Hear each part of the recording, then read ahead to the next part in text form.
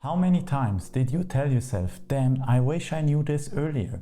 When it comes to finances, our schools do not teach us a lot, and depending on the financial status of your parents, you might get some valuable or less valuable information from them. In this video, I will give you some of the most valuable financial lessons that I wish I learned earlier in life. Hi, my name is Fabian, I'm a minimalist from Switzerland, and I'm sharing my thoughts as well as my journey about finance, personal growth and productivity. Number one is what I call the Kardashian Syndrome. People buy brand name clothing, fancy cars or the latest tech with the intention that it will help their insecurities. In reality, all it does is keeping you financially insecure, and you will work more in a job you might not like to keep up with the spending. Will Smith said it well: "We spend money that we do not have on things we do not need to impress people who do not care." Stop caring about what other people think of you. Stop trying to keep up with the Kardashians. The more money you spend trying to fit in, the more financially insecure you will become. Put your money towards your financial freedom instead. Number two, lifestyle inflation. You got a raise in your job, congratulations. Now it's time to buy that new fancy car, right? Take care. When you earn more money, you will be tempted to spend more money simply because you can. This is called lifestyle inflation. Of course, there is nothing wrong with rewarding yourself a little when you start to make more money.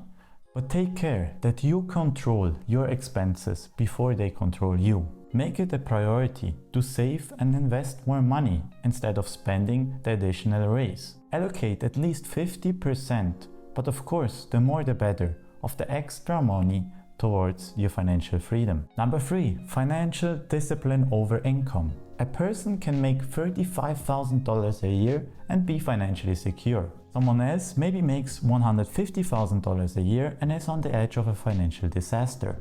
This is because financial discipline matters more than the amount of money you make. Let's take a look at some celebrities that back this up. Mike Tyson made almost 700 million. Today he's worth only 10 million. Lindsay Lohan earned about 28 million. Today she has about 800,000. And Dennis Rodman made over 27 million.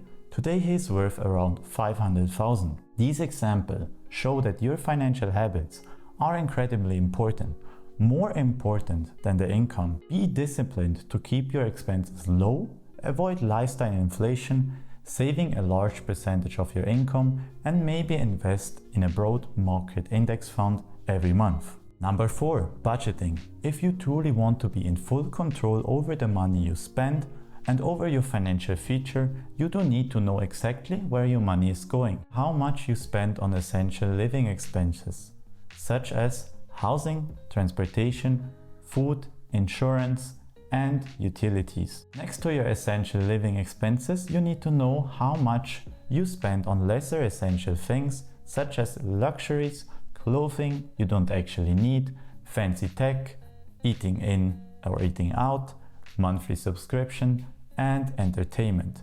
Literally anything else you regularly spend money on. It's a first step here, and it's not even yet about minimizing your expenses. It is about creating an overview of your expenses. This will provide a ton of clarity, and clarity is the first step towards improvements. If you do not know that there is still a subscription running at $50 a month, you are missing out on $600 a year, which you could save towards your financial freedom. This is why I recommend you to track your monthly expenses.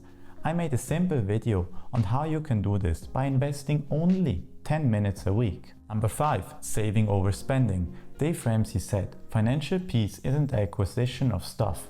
It's learning to live on less than you make, so you can give money back and have money to invest.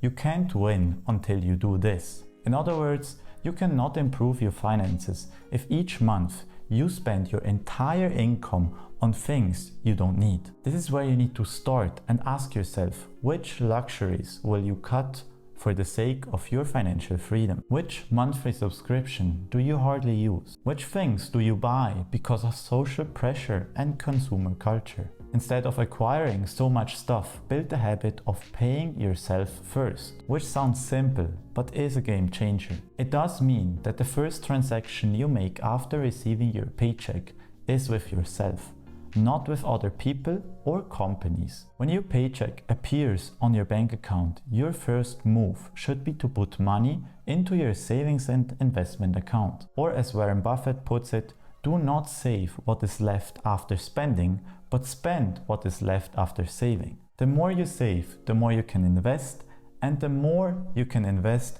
the faster you will achieve financial freedom. It all starts with you being disciplined about saving. You will need to make short-term sacrifices to achieve more meaningful long-term rewards, but it will be worth it. Number 6, emergency fund. Before you actually start to invest, nearly everyone out there recommends you to save and build a 6-month emergency fund.